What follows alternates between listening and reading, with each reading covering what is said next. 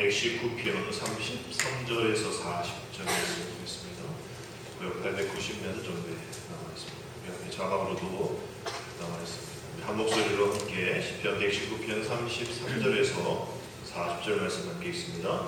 여호와여, 주의 율례들의 도를 내게 가르치소서. 내가 끝까지 지키리이다. 나로 하여금 깨닫게 하여 주소서. 내가 주의 법을 준행하며 전심으로 지키리이다. 나로 하여금 주의 계명들의 길로 행하게 하소서. 내가 이를 즐거워함이니이다. 내 마음을 주의 증거들에게 향하게 하시고 탐욕으로 향하지 말게 하소서. 내 눈을 돌이켜 허탄한 것을 보지 말게 하시고 주의 길에서 나를 사랑하게 하소서. 주를 경외하게 하는 주의 말씀을 주의 종에게 세우소서. 내가 두려워하는 비방을 내게서 떠나게 하소서. 주의 규례들은 선하심이니이다. 내가 주의 법도들을 사모하여 싸우니 주의 의로 나를 살아나게 하소서. 아멘. 설 명절 잘 보내고 계십니까? 설 명절 가운데에 실시하고 있는 주일이라 또 작년보다 하루 짧잖아요. 그래도 아직 못 돌아오신 분도 계시고 못 가신 분도 계신 것 같아요. 오래간만에 느끼는 고향의 품과 또 가족들의 그 반가운 얼굴을 통하여서 삶의 여유를 다시 한번 찾아보시고 또 신앙적으로 우리가 신앙의 믿음의 또 영혼의 고향이 되신 또 본향이 되신 우리 주님을 잊지 않도록 살아갈 수 있도록 잘 쉬시고 또 다시 일상의 생활 속에 또 여러분들의 귀한 사역 가운데에 항상 새롭게 해주시는 하나님의 은혜가 있기를 기도해 주시기를 부탁을 드리겠습니다. 남은 주일도 여러분 잘 보내셔야 할 텐데 안전하게 일상으로 잘 돌아오셨으면 좋겠어요. 어제도 뉴스 여러분 보셨듯이 동해안 그 횟집에서 또 가스 추정 폭발 사고가 나서 일가족 7명 중에 4분 돌아가시고 3분 중형상실하는데 위독하다고 그러잖아요. 이렇게 보니까 서울 또 경기 그리고 동해 이 세 가족 구성원인 것 같아요. 아마 어느 쪽에 부모님 계신지는 모르겠지만 하여튼 동해에 있는 분들 쪽에 계신지 그분으로 이제 모인 거죠. 그래서 뭐 정확하게 잘 모르겠지만 회를 드시러 가셨는지 거기서 펜션이었으니까 잠을 청하셨는지 하여튼 뭐 이렇게 해가지고 4분 돌아가셨던 안타까운 일들 벌어졌습니다. 또 그뿐만 아니라 전 세계가 지금 코로나 바이러스 확산 때문에 어려워하고 있잖아요. 뭐 고혈압 갖고 계신 분도 당뇨병, 또 심혈관 질환 있으신 분도 조심해야 한다. 막 이래서 좀 어려워하는 그런 분들이 많이 있습니다. 위험성이 되게 커지고 있는 상황인 거죠. 중국이 이제 이것을 잘 공개를 안 하나 봐요. 그래서 각국에서 이걸 어떻게 대처할지를 잘 모르고 있는 그때에 중국 의료진이 하나의 결과를 발표한 게 다른 그 어떠한 것보다 참 빠르게 확산이 된다라는 걸 이제 얘기를 하면서 이러이러 환자가 이렇게 돼서 며칠 돌아서 어떻게 돼서 어떻게 사망했다 뭐 이런 걸 이제 발표를 하는데 그런 얘기를 하더라고요. 이게 속도가 이렇게 빨리 번져서 치료할 시간적인 여유가 없는 이유가 사이토카인이라는 그런 성분 때문이다 이렇게 얘기를 하더라고요. 그래서 이거 사이토카인이 뭔가 한번 이제 쳐봤더니 이게 나쁜 게 아니에요. 우리 안에 있는 면역 체계입니다. 면역 물질인데 이게 과다하게 나오는 거예요.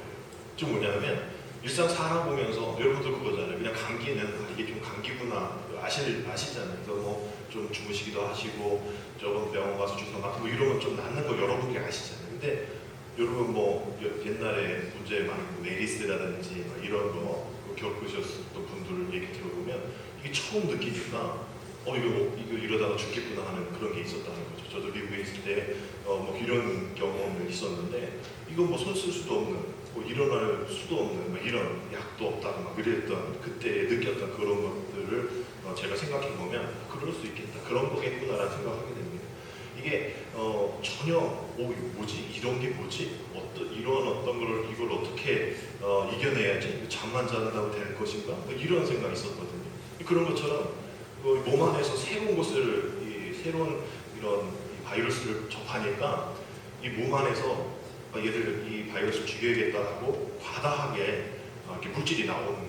그러다 보니까 과다하게 나오다 보니 그렇다고 뭐 다 바이러스가 죽는 것도 아니고 그러다 보니 내 안에 있는 뭐 심장, 장기, 이런 것들이 파괴가 되는 거예요. 그래서 이 전염성이 그렇게 뭐 빠른 것도 있지만 그 안에서 신체 안에서 이 코로나 바이러스가 들어와서 내 안에 있는 이 면역 이 물질이 과다하게 나와서 이거 손쓸 틈 없이 사망에 이르는 그런 위험성이 있다라고 얘기를 하는 거예요. 이걸 쭉 생각해 보면서 빨리 해결이 되었으면 좋겠다. 이런 빨리 해결 물질 이런 약품이 생겼으면 좋겠다라는 생각을 가지면서 결국 우리도 이 세상의 광야 같은 이 세상 속에서 모든 이 세상의 바이러스에 노출되어 있는 우리들이 이러한 모습 속에서 어떻게 살아야 할까라는 생각을 한번 해보게 되었어요. 뭐냐 하면 우리도 사탄에게 전혀 경험해보지 못한 경험, 고통, 또 아픔, 분노 이런 걸 우리가 경험하게 되잖아요. 그럼 우리가 이전에는 이 정도야 이렇게 이겨냈던 경험들도 많지만 이거 뭐지? 와 이런 일이 나한테 이런 경험들이 우리가 있단 말이죠.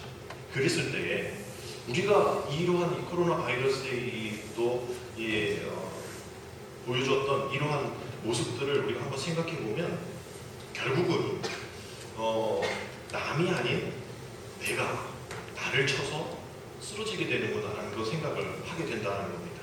결국 우리가 잘 생각해 보면 사탄의 전략이 그런 건 아닌가라는 생각하게 돼요. 결국 사탄은 원인 제공만 하는 거예요. 원인 제공은 우리 안에 심어놓고 그것을 난 해봤자 소용없어. 이런 세상 살아봐 뭐해? 라면서 내 자신을 내가 죽이는 거예요. 그래서 포기하게 만들고 또 분노하게 만들고 또 그렇게 원인 제공을 한 사탄이 결국은 내 자신이 남이 아닌 적이 아닌 내가 나를 향해서 사회와 가정과 교회를 무너뜨리게 만드는 건 아닌가라는 생각을 하게 되어지는 거죠. 그래서 결국은 내 안에 심겨둔 그 사탄의 억울함, 내 안에 심겨둔 분노, 부정, 원망, 오해, 두려움 이런 것들을 통하여서 사탄이 바라는 전략들은 사탄이 뭔가 일을 안 해도 우리가 우리 자신이 너무 과도하게 너무 내 자신만 바라보고 그렇게 해결하려고 애쓰는 그런 모습 가운데에 부정적인 영향이 결과로 나타나는 것이 아닌가, 이것이 사탄의 방식이 전략이 아닌가라는 생각을 해보게 되어진다는 거죠. 그래서 많은 사람들이 기대하는 그 부푼 꿈을 가지고 새해를 시작했잖아요. 이미 뭐 한 달을 지나가고 있지 않습니까? 근데 우리는 어땠어요? 그거 다 이루셨습니까? 그거 다 다짐 오래 갔어요? 다 그러지 못하고 흐지부지 할 그런 때가 많았지 않습니까? 그랬을 때 드는 그런 마음이 뭐죠? 난 역시 안 돼. 내 자신을 탓하는 거예요. 내 자신을 무시하는 겁니다. 또 내 자신을 저주하는 거예요. 내 자신을 내가 포기하는 겁니다. 이게 사탄이 주는 마음이라는 거죠. 다시 일어나지 못하도록, 다시 하나님 앞에 나가지 못하도록, 다시 복음 앞에 서지 못하도록, 다시 옛사람 기억나지 못하게 하는 것이 사탄의 전략이라는 것을 우리 꼭 생각해야 돼요. 그래서 우리는 그 사탄의 전략을 알면 우리 쓰러질 수 있죠. 우리도 포기할 수 있죠. 내 자신을 원망할 수도 있어요. 그러나 거기서 무너지지 말고 우리 다시 일어서야 돼요. 작심삼일 그 얘기는 뭡니까? 내가 할 수 있는 은 단 3일밖에 없다라는 거예요. 그러니 내가 3일 뒤에는 내가 어쩔 수 없다라는 것을 인정하고 다시 주님 앞에 나아가는 거죠. 그래서 다시 3일이 시작이 되어지게 되는 겁니다. 계속 3일, 그 다음 또 3일 이렇게 이어지다 보면 우리의 365일은 다시 하나님 앞에 나아갈 수 있는 우리의 모습으로 살아가게 된다는 거죠. 이걸 사탄이 제일 싫어하는 거예요. 이걸 사탄이 제일 싫어하는 거예요. 포기할 줄 알았는데, 이 정도 이렇게 원인 제공했으면 포기할 줄 알았는데, 원망할 줄 알았는데, 오해할 줄 알았는데, 쓰러질 줄 알았는데 오히려 견디는 거예요. 욕과 같이. 이것이 사탄이 제일 짜증내는 그러한 이 결과입니다. 여러분, 우리 한번 사탄을 좀 짜증나게 해볼 필요가 있지 않을까요? 사탄을 짜증나게 해보는 거. 그래서 하나님은 늘 우리에게 새로운 비전, 또 새로운 반전을 주시는 하나님이시잖아요. 새로운 비전과 반전. 한번 따라합시다. 새로운 비전과 반전. 새로운 비전과 반전. 여러분, 이거를 여러분 기억하셔야 돼요. 여러분, 이럴 때에 하나님은 우리에게 새로운 희망과 용기를 주시는 겁니다. 사탄이 제일 짜증내는 그런 시간인 거예요. 여러분 이렇게 살아야죠. 사탄이 우리를 포기하게 뭐 이렇게 원인 제공해도 그걸 우리가 알아차리고 포기하지 말고 그 자리에서 포기했던 그 자리에서 다시 눈물로 일어나고 기도로 일어나는 그 결단, 그 결심, 그걸 통해서 사탄이 아예 우리를 포기할 수 있을 정도로 여러분 이렇게 사셔야 됩니다. 여러분 우리는 그런 사람들이에요. 우리는 그러한 아주 위대한 하나님의 백성들입니다. 그래서 베드로전서 1장 3절에서 5절 쭉 말씀 보면 3, 4, 5 세 가지를 통해서 성도는 이런 사람들이다라고 얘기하고 있어요. 3절에 보면 당신들은 산 소망을 가진 자들이다. 뭘 가진 사람들? 산 소망을 가진 사람들이다. 4절에 보면 썩지도 않고 쇠하지도 않는 뭐를 가진 자? 하늘의 유업을 가진 자다라고 얘기해요. 세 번째 5절에서는 뭐라고 얘기하냐면 하나님의 보호하시는 무엇이 함께하는 자? 손길이 함께하는 자입니다 라고 베드로가 얘기를 하는 거예요. 당신은 이런 사람입니다. 포기할 사람이 아니에요. 이렇게 살아가지 마세요 라고 얘기하는 거예요. 미래를 준비하는 손길이 있다라는 거예요. 그거 갖고 기억하고 포기하지 말라라는 거예요. 그래서 우리는 그 손길이 있다는 사실을, 그 기대함을 가지고 그 두근거리는 마음으로 살라는 겁니다. 우리 두근거리는 두 가지죠. 뭔가 잘못했어요. 뭔가 두려워요. 뭔가 결과가 어떻게 나올까 두려운 마음이 있어요. 근데 다른 두근거림이 있죠. 어떤 두근거림입니까? 또 우리가 고향을 찾아서 부모님을 만나고 또 자식을 만나고 또 어떤 것을 기다리고 또 어떤 것을 먹으러 갈 때 기쁨으로 기다리는 그 두근거림. 여러분 사탄은 똑같은 두근거림 가운데 두려움의 두근거림을 줍니다. 그러나 하나님은 그 두려움을 주지 않고 기대의 두근거림을 주신다는 것을 여러분 기억하셔야 돼요. 여러분 어느 것으로 두근거리며 사실 겁니까? 두려움 가운데 근심하면서 두근거리며 사실 거예요. 날마다 심장 뛰어서 늘 내 심장 뛴다. 심장 뛴다. 그럼 심장이 뛰지 않대요. 심장 뛰어야지. 또 어떻게 뛰느냐가 문제인 거예요. 기대하면서 기쁜 마음으로 뛰느냐. 염려하고 고난, 포기, 좌절, 원망, 시기, 질투 이런 걸로 뛰면서 살아가는 거예요. 분명 인생의 결과가 다가가는 것을 여러분 기억하셔야 됩니다. 그러기 위해서 우리는 그 두근거림을 기대의 두근거림으로 가기 위해서 누군가가 야 거기 정말 맛있네. 그걸 듣고 찾아가고 오늘 내가 어머니 집에 갈게요 라는 그 소식을 듣고 두근거리는 기대감이 우리는 말씀으로 우리가 귀를 열고 그 말씀으로 듣고 우리가 그 말씀으로 두근거림이 기대함이 있어야 한다는 거죠. 연구 결과에 의하면 청력이 약한 사람들이 두뇌가 조금씩 줄어든다라고 얘기를 해요. 왜? 안 들으니까, 못 들으니까 그것이 이제 들어야 될 그런 두뇌의 활동을 하지 않아도 되니까 그 부위가 조금씩 줄어들 수밖에 없다라는 거죠. 그래서 믿음으로 우리가 이것을 신앙의 모습으로 환산해 보면 말씀을 우리가 듣지 않으면 우리는 어떤 영역이 결핍되어져 있을까? 우리는 결국 거룩이라는 영역이 결핍되어질 수밖에 없다는 것을 기억하셔야 됩니다. 전에도 말씀드렸듯이 우리 거룩은 사람 앞에서의 거룩이 아니에요. 우리는 그렇게 살아야죠. 사람 앞에 달라야 합니다. 저 사람 교회 다니는 사람이야 뭔가 달라. 이게 있어요. 근데 그것으로만 끝이 아니에요.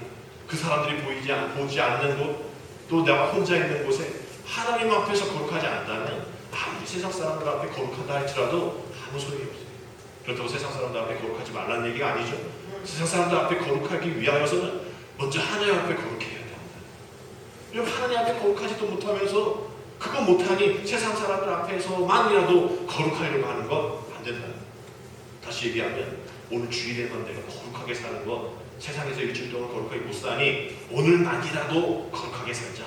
이것도 중요한 우리 신앙의 모습인 건 일이지만 여전히 부족한 모습입니다. 오늘 하루 우리가 믿음으로 이렇게 살았다면 일주일 그렇게 사셔야죠. 그렇게 살아가는 것이 우리의 필요에 우리의 모든 영역이 그 거룩의 영역이 점점 더 커져가는 겁니다.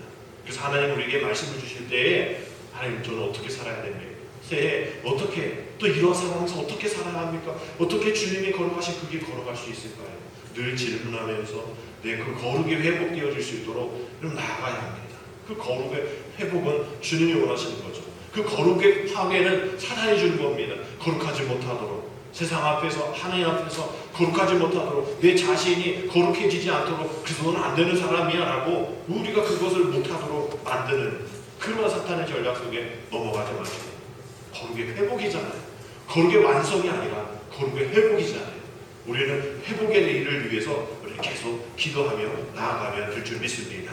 레위기 19장 2절 말씀에 너는 이스라엘 자손의 온 회중에게 말하 이르라. 너희는 뭐하라? 거룩하라. 왜? 이는 나 여호와 너희 하나님이 거룩하니라.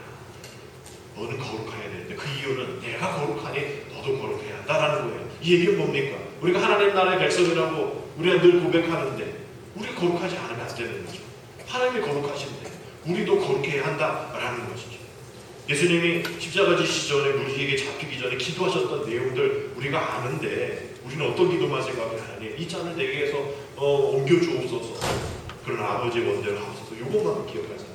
근데 그때에 어떤 기도를 했는지 우리가 요한복음 17장 6절과 7절, 6절, 8절 말씀을 통해서 한번 살펴볼 필요가 있어요. 6절에 세상 중에서 내게 주신 사람들에게 내가 아버지의 이름을 나타내었나이다. 그들은 아버지의 것이었는데 내게 주셨으며 그들은 아버지의 말씀을 지켰나이다.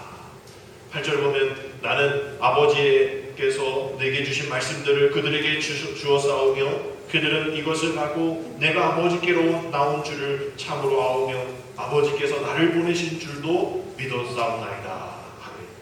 이 뒤에 있는 요한복음 17장 16절 17절 말씀이 아주 중요한 말씀입니다. 우리 같이 16절 17절 함께 있습니다. 시작. 내가 세상에 속하지 아니함같이 그들도 세상에 속하지 아니하였사옵나이다. 그들은 진리로 거룩하게 하옵소서. 아버지의 말씀은 보다 진리입니다. 이 기도를 하시는 거예요. 아버지께 속한 그 믿음의 백성들 다 나에게 속해 있는데 내게 속하였는데 세상에 속한 모습으로 살아가고 있다는 거예요. 내게 속해 있는데 은혜에 속해 있는데 그 거룩에 속해 있는데 말씀에 속해 있는데 세상에 속해 있는 그들 내가 세상에 속하지 아니함같이 그들도 세상에 우리들을 세상에 속하지 아니하도록 기도하시는 하나님 주님. 그래서 그들을 진리로 거룩하게 해달라고 기도하는 지금 십자가상에서 다 그 앞에서 다른 기도하지 아니하시고 우리를 진리로 거룩하게 해달라고 아버지의 말씀으로 그 진리로 거룩하게 해달라니까 말씀으로 거룩하게 해달라고 하신 기도가 우리를 향한 주님의 마지막 기도의 모습이라는 것을 여러분 기억하셔야 됩니다. 우리가 연약하니까 늘 세상으로 가는 거죠. 이게 우리의 본성 아니에요. 늘 우리 세상으로 가는 거예요. 가다 보면 세상, 눈 떠 보면 세상, 정신 차려 보면 세상, 믿음의 길을 걸어가고 있는데 말이죠.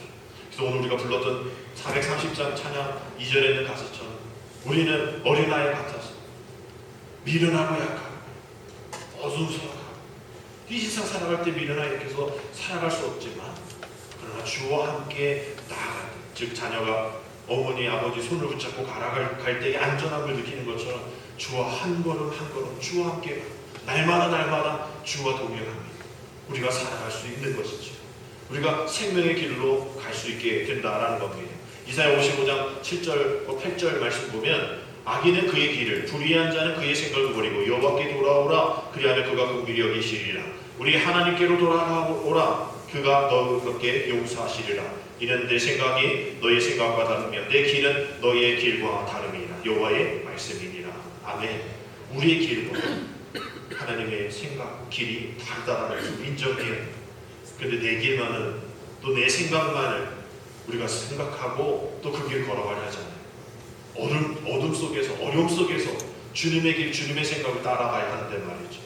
그래서 우리가 오늘 읽은 이 시편 119편이 우리에게 그 길 따라가지 말고 세상에 속한 너의 삶 따라가지 말고 다른 주님과 다른 생각 속에서 가는 삶 가지 말고 이렇게 살아라. 이 시편 119편이 우리에게 주는 교훈의 말씀입니다. 평안할 때뿐만 아니라 시험과 억압과 박해와 고통 당할 때에도 이렇게 살아라.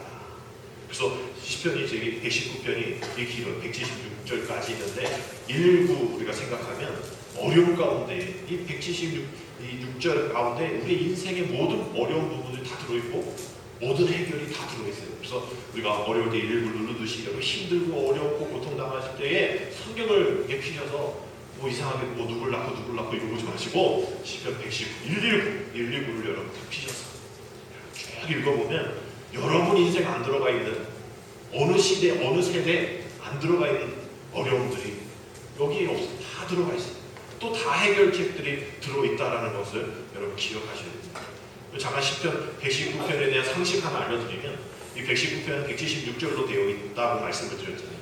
히브리어 알파벳이 22개입니다. 22개, 뭐 알레프, 베네프 이렇게 시작되어지는 게 히브리어인데 이 히브리어를 통하여서 시편 119편이 이루어졌겠죠. 네, 한글 성경, 영어 성경에도 나타나지 않는 하나의 상식이 뭐냐면 이렇게 맨 앞절을 우리가 가나다라서 가, 그 다음에 니은, 디은, A, B, C 하듯이 이것을 8절로 나눠서 알파벳 순서로 이렇게 쭉 짜는 게 이 시편 119편입니다. 그러니까 8절씩, 8절, 1절 또 8절이 알파벳 A, 또 이 알레프, 히브리어의 이 A에 해당하는 알레프에 대한 얘기를, 보기스라라는 그런 얘기를 쭉 하면서 그 알레프에 대한 얘기를 하고, 그 다음에 뒤에 9절부터 또 뒤에 보면 8절까지 계속 16절까지 베니트에 대한 얘기를 하는 거. 우리 성경에는 알 수가 없죠. 영어 성경에는 알 수 없죠. 근데 히브리 성경을 보면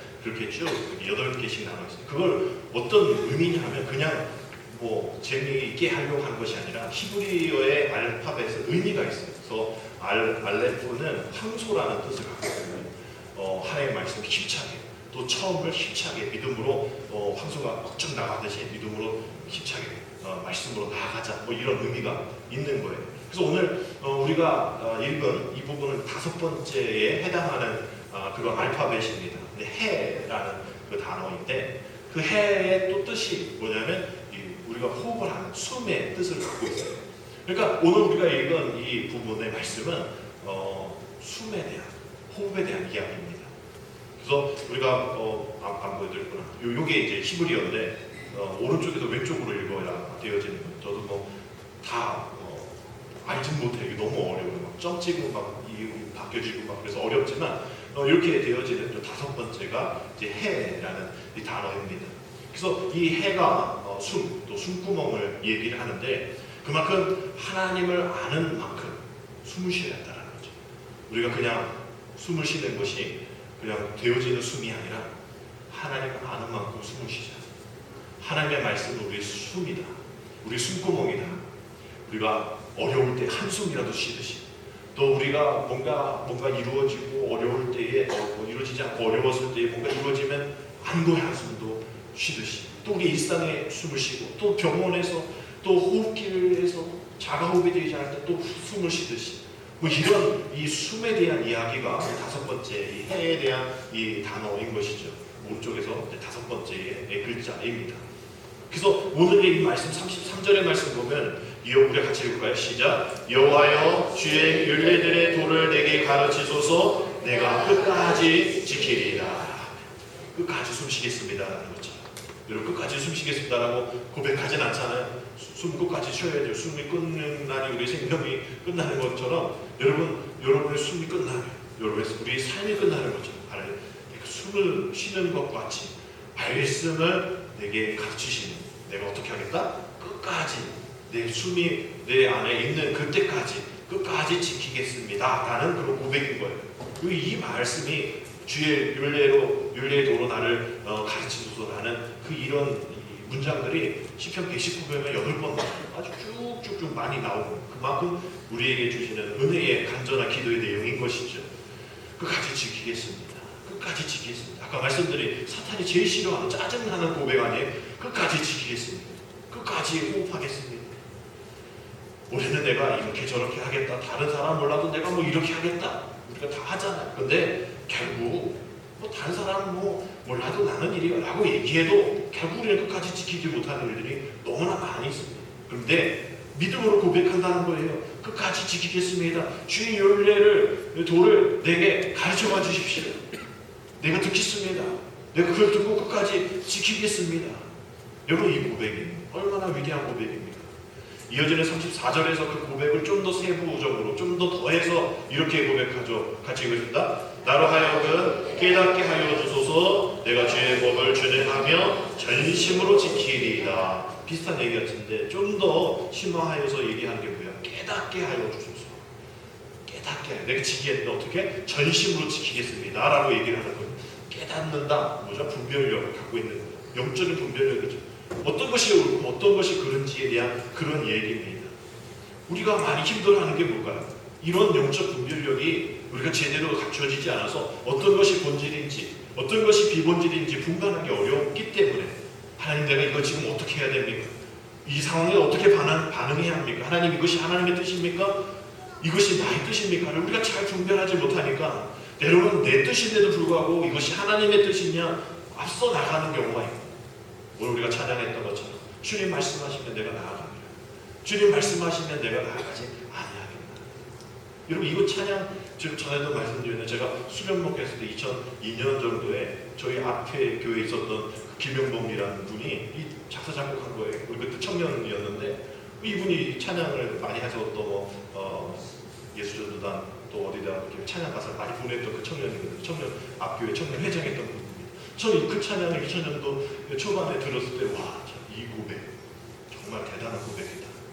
저는 그 청년의 삶을 잘 모르지만, 저희 교회 청년 회장 여자였는데 그 청년 회장하고 좀 어떻게 결혼 좀 해줄까 뭐 이렇게 해다가 안 되긴 했던 뭐 그런 건 있지만 그런 걸 통해서 주님이 말씀하지 않으신 거니까 여기서 그만둬야지 해서 멈췄던 그거였는데, 다른 분하고 이제 결혼했지만 주님이 말씀하시면 내가 나아가고 주님이 말씀하지 않으시면 나는 멈춰서겠습니다. 그 찬양, 이 찬양을 청년들 찬양 집회하는데 저희 교회에서 하는데 내 수련복 할 때 너무 은혜로워.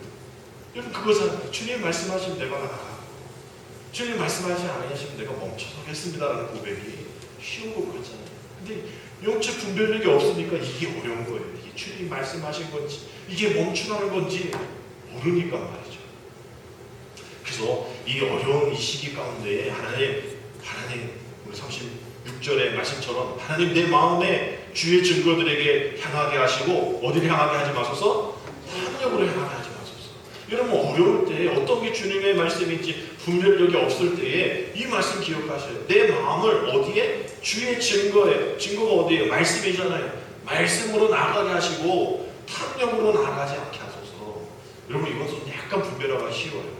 이게 내 뜻인지 하나님의 뜻인지 잘 생각해보는 거예요. 구하고 찾고 두드리고 기도하는 것도 네 기도인지 너의 기도, 너만의 기도 제목인지 그것을 찾는 그런 훈련들이 필요한 겁니다. 그래서 결국 이 탐욕, 우리는 저절로 탐욕으로 갈 수밖에 없는 우리의 본성, 에덴 동산에부터 시작된 우리의 본성이기 때문에 우리는 저절로 탐욕으로 간다라는 것을 여러분 꼭 기억하셔야 돼요. 주의 사명을 감당하는 그런 과정 속에서도 나는 제대로 가고 있지만 분명히 나는 곁길로 빠질 수 있는 사람이다라고 여러분 분명 생각하셔야 됩니다. 여러분, 만약에 눈을 감고 일직선을 생각하면서 눈을 감고 걸어간다고 생각해 보세요. 그런 한번 실험을 한번 해보세요. 여러분, 눈을 감고 머릿속에 생각하는 이 선을 밟고 간다고 생각해 보세요. 여러분, 눈을 떠보세요. 몇 발짝 걷는 후에 여러분 곁길로 이렇게 빠져 있습니다. 우리의 이 뇌의 구조가 이쪽으로 빠지든 이쪽으로 빠지든 올바로 못하게 되어 있다는 거예요. 그러기 위해서는 가다가 조금 쉬고 눈 한번 뜨고 가다가 쉬고 눈 한번 뜨고 이런 방법밖에 없는 거예요. 내가 간다고 하는 그 길이 때로는 내 탐욕과 내 본성으로 가고 있다는 거예요. 우리 뭐 총선도 있지 않습니까? 4월 15일에 그 총선도 역시 마찬가지로 내가 주민 여러분들을 위해서 내가 한 번 바치겠습니다 이래도 다 자기 본성으로 또 가는 게 있단 말이죠. 그거 우리가 기억하듯이 나도 주님을 위해서 가겠습니다라고 선언해도 사탄은 늘 우리에게 그러지 못하도록 본성대로 행하도록 탐욕으로 행하도록 우리를 가만히 내버려 두지 않는다라는 거예요. 우리가 전에도 이 민수기 14장 4절 5절 말씀 여러분 기억하세요. 다 읽지 않았지만 하나님 이럴 수 있습니까? 왜 이렇습니까? 내가 여기서 이래 죽어야 됩니까? 그리고 뒤에 아니 왜 우리에게 이런 거 주지 않습니까? 하는 얘기들이 뭐예요? 생선 광해 생선 여기 있어 지금 오이를 지금 어디 편의점에서 팔지도 않잖아요. 보니 참외, 부추, 파, 마늘 이게 지금 없는데 뭐예요? 생각나는 거예요. 우리는 생각날 수밖에 없는 거예요. 옛날에 믿음 생활 안 했을 때의 생각들, 내가 믿음 생활 하니까 힘들지, 이 자리에 여러분들 쉬셔야 되는 시간에 우리 주일날 여기 앉아 계시는데 이게 힘들지, 옛날에는 안 그랬는데 이랬던 것들이 생각나는 거예요. 지금 어떻게 광해에서 생선 달라고, 광해에서 어떻게 수분이 풍족한 오이, 참외를 달라고 그 생각을 갖고 있냔 말이에요. 그러니까 결국은 그 생각을 통해서 우리 탐욕으로 흐를 수밖에 없는 그런 사람들이기에 37절만 같이 한번 읽어보겠습니다. 시작. 내 눈을 돌이켜 허탄한 것을 보지 말게 하시고 주의 길에서 나를 살아나게 하소서. 아멘. 중요한 말씀. 내 눈을 돌이켜. 그걸 바라볼 수밖에 없는, 생각날 수밖에 없는 우리기 때문에 아예 그걸 바라보지도 않고 허탄한 것에 마음 두지 않게 하시고 오직 주의 길에서 나를 살아나게 하소서. 아멘. 주의 길에서 나를 살아나게 하소서. 결국 탐욕을 버리면 허탄한 것을 바라보지 않게 된다는 걸 따라합시다. 탐욕을 버리면, 다시 한번, 탐욕을 버리면 허탄한 것을 보지 않게 된다. 허탄한 것을 보지 않게 된다. 우리가 문제가 뭡니까? 허탄한 것을 계속 보는 거예요. 그 허탄한 것이 뭐예요? 왜 저 사람은 왜 나한테 이래? 왜 나만 이래? 왜 나는 믿음 생활 잘하는데 왜 이래? 이런 비교, 또 이런 원망, 이런 것 아니에요. 아까 얘기했잖아요. 그 사탄은 그걸 좋아한다. 그런 허탄한 것을 바라보는 것을 좋아해요. 바라보고 내가 부정의 언어를 얘기하고 내가 그것을 부정을 얘기했으니 누가 제일 먼저 들어요? 내가 먼저 제일 듣는 거 아니에요? 제일 먼저 듣는 거 아니에요? 아무도 없을 때 누구 욕을 하면 그 욕을 누가 제일 먼저 들어요? 내가 듣는 거 아니에요? 결국은 다 나부터 죄 짓는 거예요. 아, 그 사람 말이야 들었어? 막 이러면서 얘기할 때도 다른 사람한테 전달하는 게 그 사람이 첫 번째 것 같지만 먼저 그 사람을 정지했던 내 마음이 먼저 그걸 듣잖아요. 그러니 탐욕을 버려야 해요. 허탄한 것을 바라보지 않게 된다는 것을 여러분 꼭 기억하셔야 됩니다. 아멘. 여러분 이렇게 살아요. 세상 사람들이 세상 사람들이 성경을 어떻게 하고 하나님을 어떻게 하고 예수님을 어떻게 하고 여러분들이 성경이 되는 거잖아요. 여러분들이 예수 그리스도의 향기, 예수 그리스도의 편지가 되어지는 것 아닙니까? 성령님의 증거가 되어지는 것이 아니에요. 그렇게 살면 그러니까 다른 것 구별되는 것에 너무 세상 사람들과 다르게 살아가는 것에서 끝나는 것이 아니라 저 사람은 탐욕이 없어. 저 사람은 허탄한 것에 마음을 두지 않아.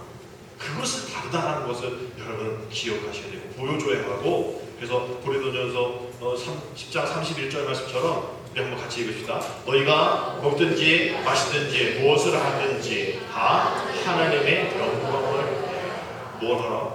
하나님의 영광을 위하여 하라. 무엇을 하든지 다 그렇게 해라. 그래서 세상 사람들이 저 사람들은 다르구나. 허탄한데 또 탐욕을 부리지 않는 이유는 저들이 믿는 그 하나님의 영광을 위해. 저들이 잘못하면 하나님의 영광. 우리가 이 세상 속에서 자식 잘못하면 부모 욕하는 것 똑같은 그런 거와 똑같이 저들이 하나님의 영광을 위해서 뭘 하든지 애쓰는구나. 탐욕 버리고 허탄한 데 마음을 두지 않고 있구나. 그러한 모습들이 있어야 된다는 거죠. 오늘 우리가 읽은 35절의 말씀을 표준세번역에서는 이렇게 되어 있습니다. 내가 주님의 계명들을 가리키는 길을 걷게 하여 주시옵고 내가 기쁨을 누릴 길은 이 길뿐입니다. 아멘. 내가 기쁨을 누릴 길은 어디뿐이다? 이 길뿐이다. 주님이 가신 그 길, 주님이 말씀하신 그 길. 그래서 오늘 35절의 기도는 오늘 설교 제목처럼 주님 오직 말씀의 길로만 걷게 하여 주옵소서. 나를 지키셔서 주의 계명이 가르치는 것을 길을 걷게 하시고 내가 기쁨을 누릴 길은 오직 이 길뿐입니다 라고 고백할 수 있는 저와 여러분 되시기를 주님의 이름으로 축복합니다. 그래서 우리는 이 마음을 가지고 올 한 해 2020년 예수 그리스도의 심장으로 살아가기 위해서 우리가 애쓰고 있습니다. 교회가 진정 그리스도의 몸으로 다시 일어서려면 세상 사람들로부터 너희 기쁨이 우리 기쁨하고 다르구나 라는 것을 느끼게 해주기 위해서는 우리 올해 교회 피어처럼 우리의 심장으로는 안 되는 거예요. 우리의 욕심, 우리의 경험으로는 안 된다는, 우리의 마음으로는 안 된다는 거예요. 예수의 심정이 우리 안에 움직여야 한다는 것을 여러분 기억하셔야 됩니다. 이동원 목사님, 유기성 목사님, 유명한 목사님들 5분이 하나의 책을 쓰셨는데 제목이 뭐라고요? 세상을 바꿔라 예수의 심장으로라는 책이 있어요. 이 책을 이동원 목사님 안에 쓰신 그 부분을 보면 이렇게 이야기합니다. 우리 안에 그리스도의 심장이 살아 펄떡이게 된다면 우리는 세상을 변화시키는 그리스도의 손과 발이 될 것입니다. 사랑의 띠를 띠고 섬김의 무릎을 세우고 광야를 향해 나아갈 것입니다. 그때 우리는 비로소 세상의 광야에 생명의 강이 흐르는 것을 보게 될 것입니다. 흐르는 생명의 강에 잠겨 헤엄하십시오. 그리고 예수의 펄떡이는 심장을 얻으십시오. 그리고 다시 광야를 바꾸는 예수의 전사가 되어 달리십시오. 꿈의 가난이 당신 앞에 기다리고 있습니다. 여러분 정말 우리가 올해 교회 주제처럼 예수의 심장으로 이어야 이 세상을 바꾸고 우리 가족을 바꾸고 내 삶을 바꿀 수 있게 되어질 겁니다. 그러기 위해서는 이제 내 심장 떼어버리고 예수의 심장으로 우리가 바꿔야 한다는 거죠. 예수의 심장을 품고 예수님 바라보면 예전에는 내 상처만 봤는데 왜? 내 심장이고 내 마음이니까 누군가 나를 건들면 나부터 힘들어지고 내 상처만 먼저 생각나게 되어지는 거예요. 그래서 그 상처를 준 사람 원망하는 그런 삶의 패턴으로 신앙의 패턴으로 살았지만 이제 예수의 심장을 다니까 내 마음이 없어진 거죠. 내 상처만 바라보지 않게 되어진 거예요. 예수의 그 두근거리는 그 마음을 가지고 어려운 일을 바라보게 되었죠. 또 그 모든 현상들 영적인 해석을 하게 되어지는 거고 이전에는 내 근심으로 두근거리는 그 심장 이제 하나님이 주신 은혜로 두근거리는 그런 기대감으로 살아가게 되어지는 것. 그래서 김동호 목사님은 그 책에서 이렇게 얘기합니다. 세상을 바꾸는 일을 하려면 낙하산 타고 전투하는 특전대 같은 사람이 되어야 합니다. 그런데 비행기에서 뛰어내리려면 우선 10m의 전투대에서 뛰는 연습을 해야 하듯이 신앙에서도 특전대 같은 사람이 되려면 삶에서 실질적인 훈련이 있어야 합니다. 예수 그리스도의 심장 여러분 그냥 되어지는 게 아니라는 거예요. 그렇게 살아보고 애쓰고 눈물을 흘리고 또 실패도 해보고 넘어져도 보고 포기도 한번 해보고 그랬을 때 다시 거절할 수 없는 그 하나님의 은혜 하나님의 손길 붙잡고 다시 한번 일어나보고 이런 것들이 계속 반복되어질 때 우리는 어떤 유람선 타고 오는 그러한 이 선착장이 아니라 우리는 전투함을 우리가 안고 타고 또 다시 세상에 나가서 영적 전쟁을 해야 될 우리이니까 우리가 그 예수의 심장으로 살아가는 것이 그만큼 중요하다는 거예요. 예수님의 말씀의 길을 걸어가는 것이 그만큼 중요하다는 겁니다. 그래서 우리가 마지막 순간에 얼마나 주님 만날 때 얼마나 오래 살았느냐 이게 과연 주님한테 중요할까요? 하나님 내가 80, 90 살다 왔습니다. 100세 살다 왔습니다. 주님한테는 중요한 게 아닐 거예요. 어떻게 살았냐가 중요하겠죠. 그 멈추는 날 무엇했냐가 중요하겠죠. 그래서 우리 가슴이 우리 삶이 우리의 모든 마음이 우리의 모든 근심 모든 것들이 다 마지막에 어떻게 우리가 해결하고 어떻게 반응한 것이 어떻게 반응했는가에 주님이 우리를 보시는 관점이 거기 있다는 것을 기억하셔야 됩니다. 내가 주님 마지막까지 예수 그리스도 심장으로 살다 왔습니다. 아무것도 못했어요. 그 괜찮아. 그 심장으로 사랑하며 살았으면 괜찮아. 우리 달란트 그 비유에서 한 달란트 받은 종 혼났잖아요. 빼앗겼잖아요. 잔치 참여하지 못했잖아요. 그거는 한 달란트밖에 못 남겼기 때문이 아니라 만약에 그 성경에는 나와 있지 않지만 한 달란트를 뭐 다 잃어버렸어도 그 주인은 뭐라고 안 했을 거예요. 아 그래 힘들지 어렵지 그래 어려웠을 거야 힘들었을 거야 위로했을 거예요. 그런데 아무것도 안 한 게 문제인 거예요. 오히려 당신은 이런 사람이니까 난 이렇게 했습니다라고 내 영적인 잘못된 분별력 가지고 판단하고 남을 정죄하고 그 시간에 뭐 했냐는 거예요. 그 사람 하나님을 위해 한 일이 없다라는 거예요. 자신의 즐거움을 위해서 했겠죠. 그러면서 그냥 한번 쓱 숨겨놓은 걸 바라봤겠죠. 한 것이 그것밖에 없기 때문에 그래서 문제가 생긴 거예요. 그래서 주님 만날 때 우리는 아무것도 못해도 괜찮아요. 개척교회 목사여도 괜찮아요. 뭐 직분 없어도 괜찮아요. 여러분 뭐 몇백 명 전도한 여기 이번 지방에 또 지방회 때 2월달에 지방회 하잖아요. 거기에 공로상 있더라고요. 보니까 성경 식독 하신 분들 또 전도하신 분들 그 3교회 장로님 권사님들이 많이 가시더라고요. 여러분 그거 못해도 그걸 하지 말라는 얘기 아니고 아시죠? 그거 못해도 괜찮아요. 그거 못해도 괜찮아요. 세상에서 주는 영광 공로 못 받아도 괜찮아요. 근데 주님을 만났을 때 우리가 그렇게 살았다라는 것을 예수 그리스도 심장으로 두근거리며 기대감으로 살았다는 것을 보여주셔야죠. 증명해 드려야죠. 그렇게 가만히 있지 않았다는 것을 주님은 다 아시니 그렇게 사셔야죠. 난 아무것도 안 할 테니 네가 해봐라. 이런 식이 안 된다는 거예요. 예수 그리스도 심장으로 달려가야 된다는 거예요. 예수 그리스도 심장으로 복음을 전해야 한다는 겁니다. 예수 그리스도 심장으로 내 생명 내게 아니니까 한번 좀 더 아까워하지 말고 귀한 것으로 생각하지 말고 한번 순교 정신으로 나아가보자는 거예요. 여러분 사도행전 20장 24절 그 말씀이잖아요. 오늘 마지막 말씀입니다. 우리 같이 한번 우리 마음을 담아서 이렇게 살겠습니다. 이런 마음, 이런 심장으로 주님 만나겠습니다 하는 마음으로 우리 한번 같이 읽어보겠습니다. 시작. 내가 달려갈 길과 주 예수께 받은 사명 곧 하나님의 은혜의 복음을 증거하는 이 일을 마치려 하면 나의 생명조차 조금 더 귀한 것으로 여기지 아니하노라. 아멘. 여러분 우리가 왜 예수의 심장으로 바꿔야 되는지 아세요? 여러분 우리 심장으로는 죽을 수가 없어요. 우리의 심장으로는 순교할 수가 없어요. 왜? 우리 본성이 우리거든요. 나, 내 것 이런 게 되었기 때문에 그 죽음도 내 거예요. 그러니 내가 막 죽기도 하고 내가 살려고 하기도 하고 그런 거 아니겠어요? 내게 아닌데. 그래서 우리는 예수의 심장을 가져야 되는 게 예수의 심장은 죽음으로 갈 수 있는 순교의 심장입니다. 내 것 찾지 않는 이 세상에 어떤 눈치 보지 않는 그런 심장이기 때문에 예수 그리스도의 심장으로 달려갈 필요가 있다라는 거죠.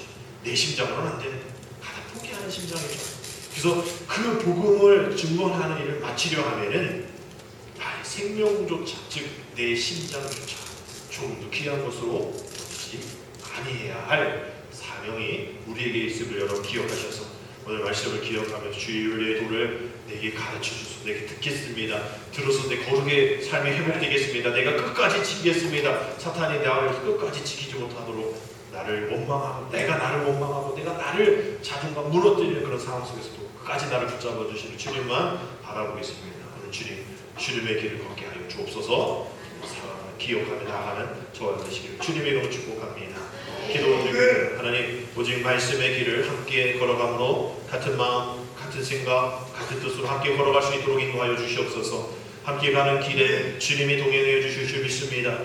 주님과 함께 가는 그 즐거운 길 가운데 오직 말씀만이 우리를 온전히 걷게 만드는 원동력이 되어 이 세상 사람들에게 말씀의 역사를 보여줄 수 있는 형통함을 허락하여 주시옵소서. 항상 구원의 은혜와 주님의 교훈을 쉬지 않고 생각나게 하시고 깨닫게 하셔서 성령께서 우리가 허탄한 길을 가지 아니하도록 아버지 하나님 우리를 지켜보아여 주시옵소서. 예수님의 이름으로 기도합니다. 아멘.